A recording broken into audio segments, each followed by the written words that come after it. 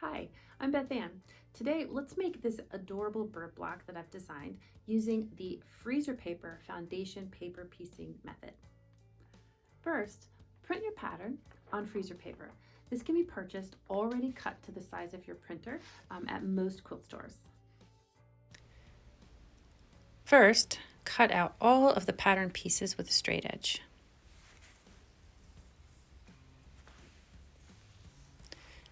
Next, we're going to fold and pre-score every line of sewing by folding the edge of the paper over a straight edge and creasing it crisply.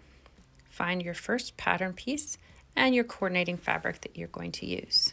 Place it face down on your ironing surface and use an iron to stick your freezer paper to the back of your fabric. Fold the paper back to the first pre-scored line of sewing and trim a 1/4 inch seam allowance. I prefer just to eyeball mine, however, you could use a rotary cutter. Find pattern section piece number 2 and place it facing up. This means that your 2 pieces of fabric are right sides together. And now sew right against the edge of the paper without sewing on the paper. I like to reduce my stitch length a little bit.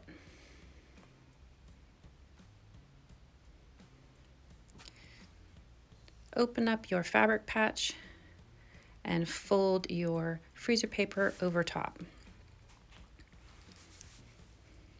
Iron this in place, and we will continue stitching and flipping in this method throughout the entire project.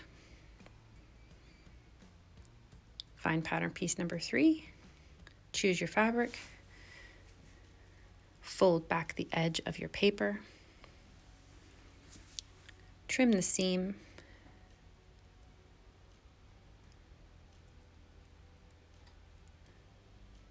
and place your fabrics right sides together.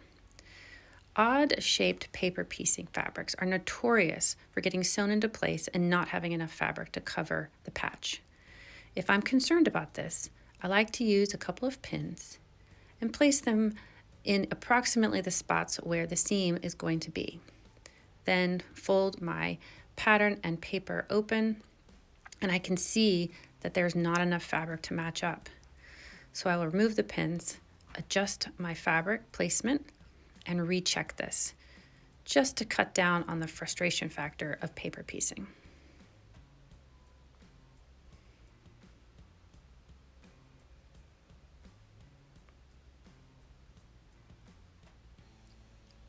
I can see this time that there's plenty of fabric to cover the patch.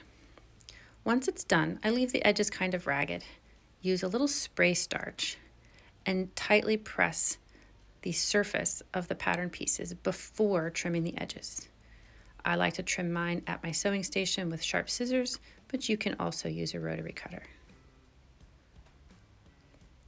Do all of the sections in this manner for the entire block.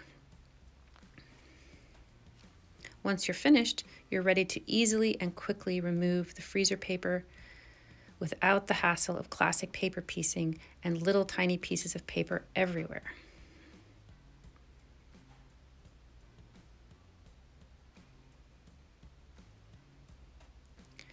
Sew the pieces together one by one, matching up their edges.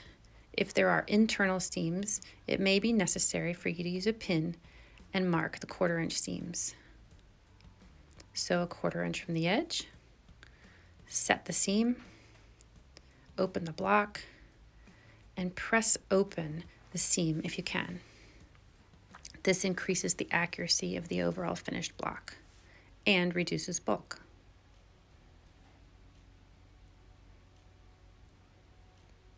I also like to use a little bit of spray starch at this point to really make sure that that open seam in the back is nice and crisp.